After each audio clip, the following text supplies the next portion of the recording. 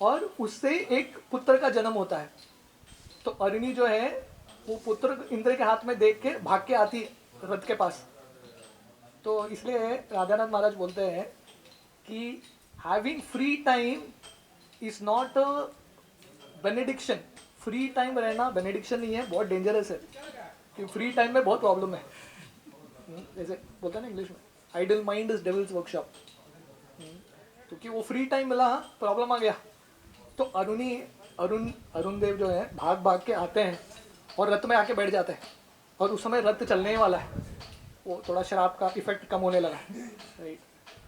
तो उस समय सूर्यदेव इसको पूछते हैं अरुण को कि कहाँ गए थे। अरुण बोलते हैं छोड़ दो, जो भी है हो गया। तो बोलते हैं नहीं नहीं बताओ कहाँ गए थे।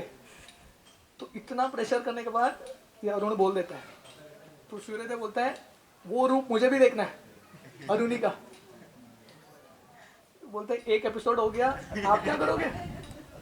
बोलते हैं मुझे देखना ही है, मैं तुम्हारा स्वामी हूँ, इंद्र को दिखाया, मुझे दिखाओ वो रूप। तो अरुण जी ये रूप दिखाते हैं अरुणी का। और सूर्यदेव का संग होता है अरुणी के साथ, और एक बच्चे का जन्म। तो अरुण सूर्य के हाथ में दे देते हैं बच्चे को और फिर से रथ चलाने लगते हैं। फिर से वो ब्रेक नहीं लेते। तो अभी इंद्र को एक बच्चा और सूर्य को एक बच्चा, और दोनों बच्चे इतने रो रहे हैं, पूरे ब्रह्मांड में हलचल मच गया। क्या करना है समझ में नहीं आ रहा। तो ब्रह्मा जी उस समय बोलते हैं ऋक्षराज करके यहाँ पे किष्किंधा क्षेत्र में वो तपस्या कर रहे हैं, उनको पुत्र चाहिए, इसलिए ये दो पुत्र आप उनको जाके दे दो। तो ये जो पुत्र बनते हैं वाली और सुग्रीव।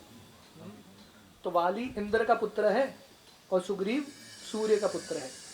तो ये कहानी सुनाते सुनाते हनुमान जी चढ़ रहे हैं, सुग्रीव के पास लेके जाते हैं। तो उस समय सुग्रीव आते हैं राम और लक्ष्मण से मिलने के लिए।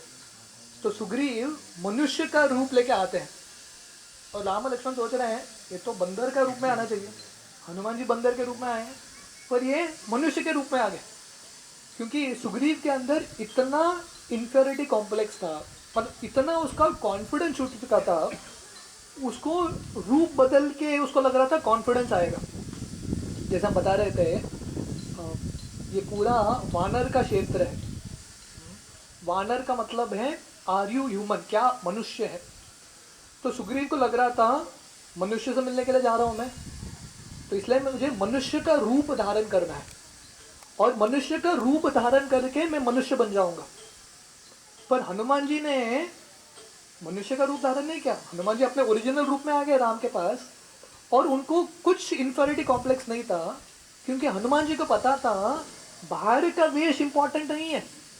हालांकि हनुमान जी बाहरी दृष्टिकोण से बंदर है, पर एक्चुअली वो मनुष्य से भी ज्यादा श्रेष्ठ है, क्योंकि उनका गुण मनुष्य का है।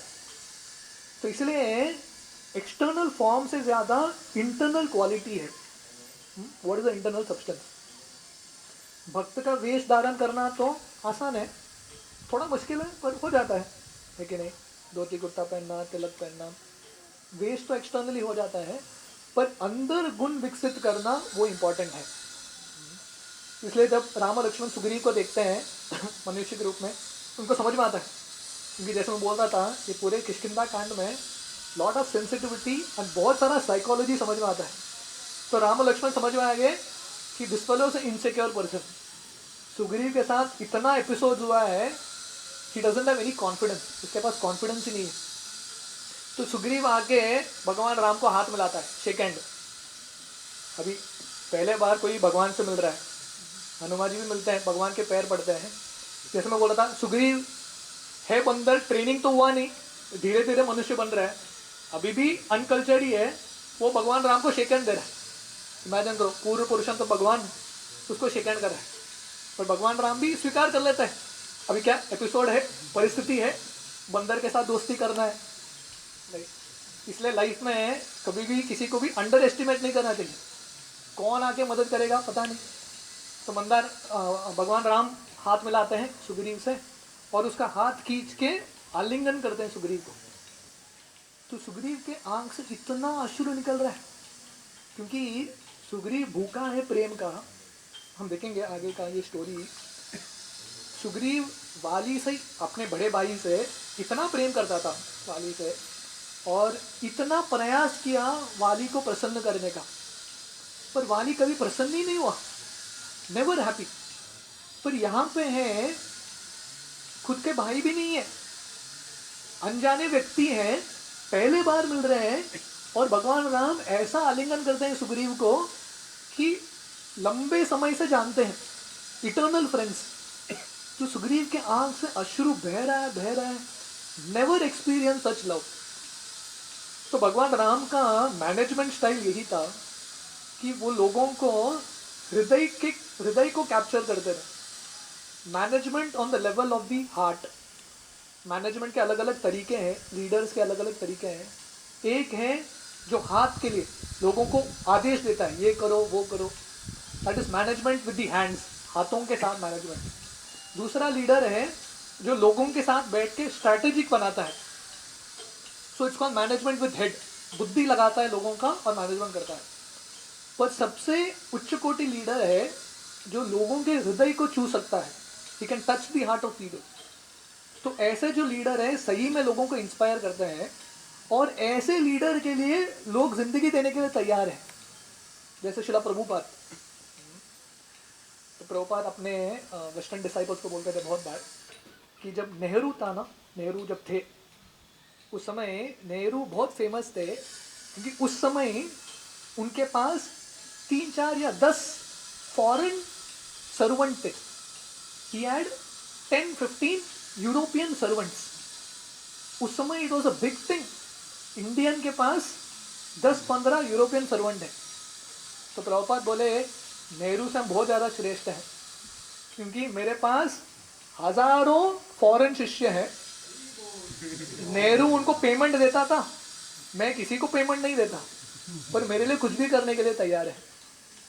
क्यों? क्योंकि लोगों को पेमेंट नहीं चाहिए, लोगों को प्रेम चाहिए, लेकिन नहीं, everyone is looking for love in this world. तो इसलिए भगवान राम जब आलिंगन करते हैं सुग्रीव को, सुग्रीव का पूरा हृदय पिघल जाता है। नेवर एक्सपीरियंस्ड, कभी एक्सपेक्ट नहीं किया था भगवान राम ये एक्सटेंट तक जाएंगे। और आलिंगन करने के बाद भगवान राम सुग्रीव के आंखों में आंख डाल के देख रहे हैं। तो सुग्रीव पहले तो कॉन्फिडेंस इतना लो था, भगवान राम के आंखों में आंख डालने का उसके पास शक्ति ही नहीं था, क्योंकि इतने शुद्ध व्यक्ति हैं, स्वयं भगवान है, कौन उनके आंखों में आंख डाल के देखेगा। फिर भी सुग्रीव देखते हैं, और वो देखते हैं जब भगवान राम के आंखों को देखते हैं, उनको समझ में आता है कि ये आंखों में इतना करुणा है, there is so much compassion in the eyes. और भगवान राम घूर घूर के सुग्रीव को देख रहे हैं।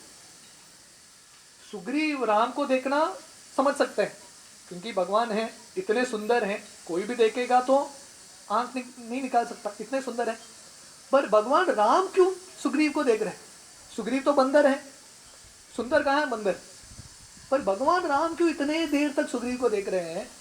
क्योंकि भगवान राम सोच रहे हैं कि हालांकि ये बंदर है, हालांकि इसके अंदर बहुत दुर्गुण है, पर उसने डिसाइड किया है मेरी सेवा करने का।